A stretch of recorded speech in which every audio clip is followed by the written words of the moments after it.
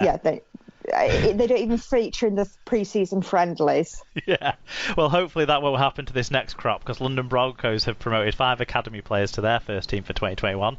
Jonah Varela, Josh Hodson, Will Blakemore, Rob Oakley and Jacob Jones. The signing of the 5 players will take the homegrown element of Danny Ward's squad to around 70% ahead of next season. Excellent. Really good news for them. I mean, 40 years. Like both sides.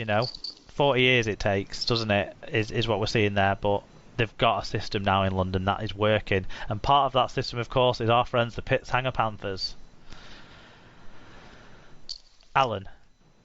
So Lee have re-signed halfback Ryan Brayley from Hull KR for the 2021 Championship campaign.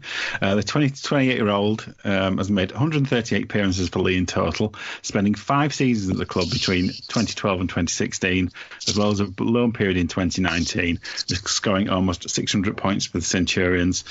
Brayley, who has earned 5 caps for Scotland, left Lee in 2016 to join Huddersfield before enjoying spells at Wolfpack and Hull KR. Just because he played for them, don't mean he enjoyed it.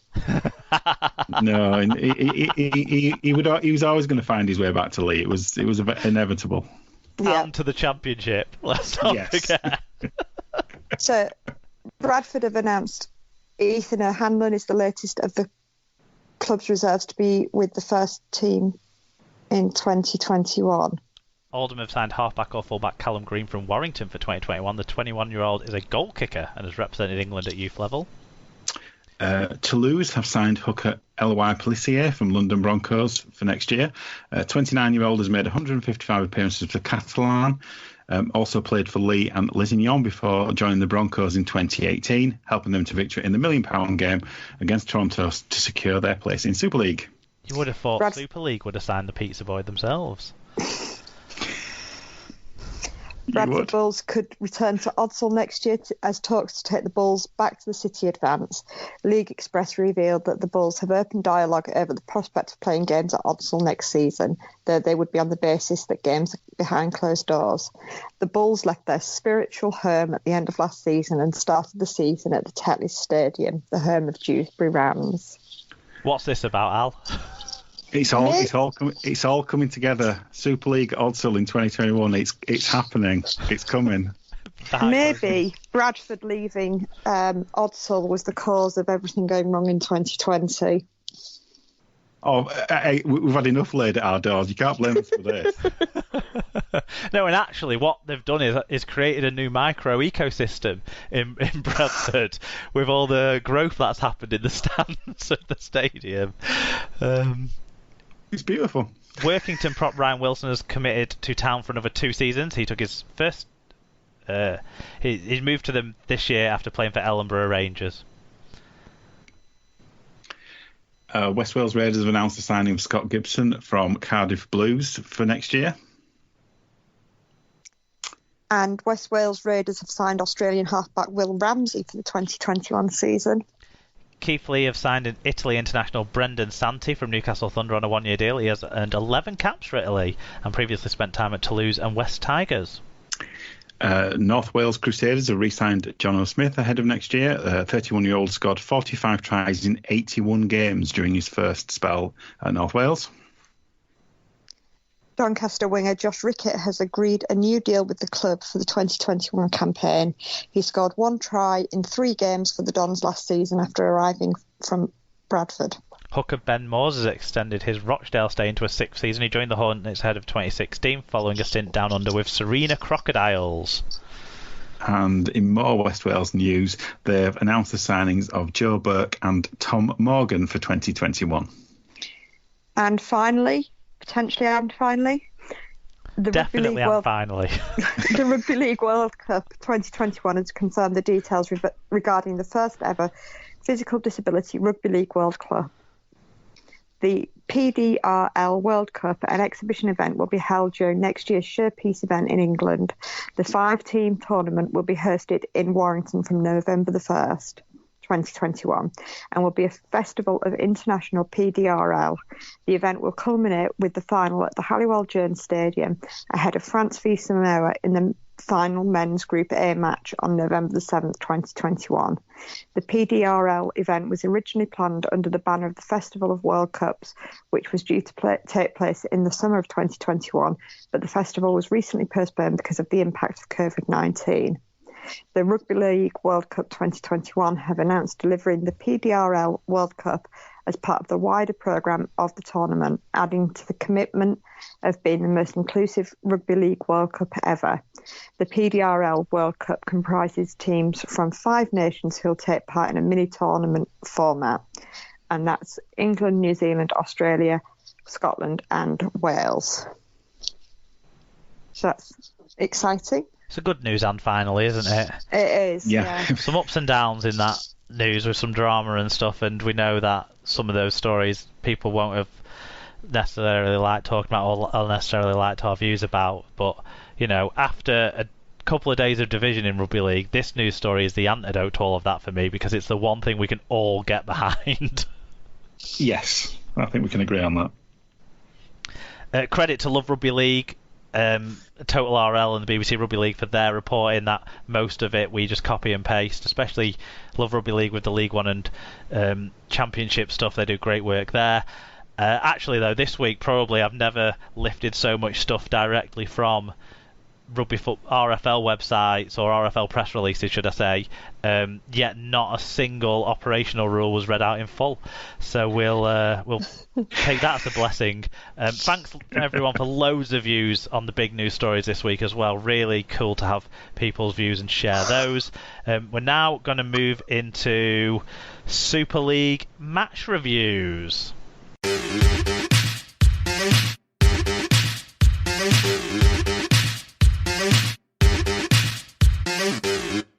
Okay, right, we're going to jump into match reviews, and we think it was sort of round 19, although half those games stopped and didn't play, and some games from other rounds came in, and who cares anyway now?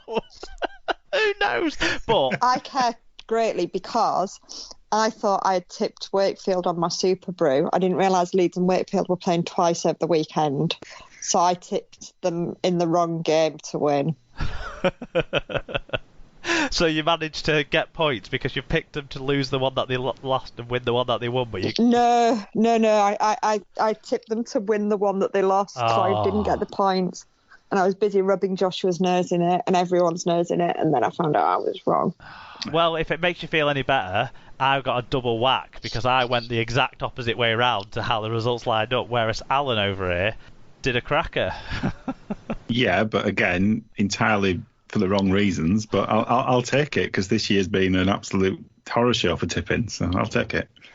Right, well, what we're going to do, a bit of a break from the norm, is we're going to start with the second game because we've only got a limited amount of Sarah's time and we want to talk, obviously, about the whole derby, whilst we've still got a bit of Sarah's time left for this show.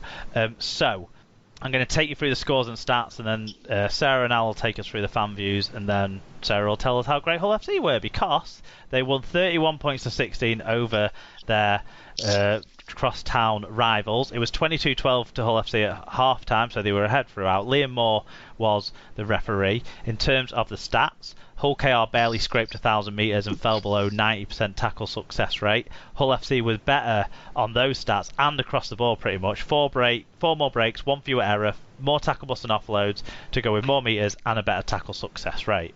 Individually, Beretta Faraimo, 2 tries, 9 tackle busts, 166 metres and 2 clean breaks. Do you remember when Faraimo couldn't score? Carlos Tumavave, 1 try assist, 129 metres. Joe Cater, 1 try assist, 48 tackles, 11 marker tackles, and Andre Savelio, 42 tackles, 14 of which were marker tackles. A couple of standouts for the Robins, George Lawler, 105 metres, and Matt Parcell, 47 tackles. Al, do you want to start with the first of the fan views? Yep, so Always in Our Shadow says, the snake did what the snake does, even the SKD kick to the head didn't stop him. Bretto in beast mode to set position for the first try, totally bossed it, hashtag the city is ours, hashtag since 1985. Joshua's granddad said, a solid defensive start until Faraimo went into beast mode, destroying SKD and Rawsthorne to set up position for Bowden. And then it was the Jake share, as he had a hand or foot in 4 tries, showing difference in class between the two teams. KR Blue curled and curled her, lack of ability showing, and a few out there stealing a wage. David at Lumd.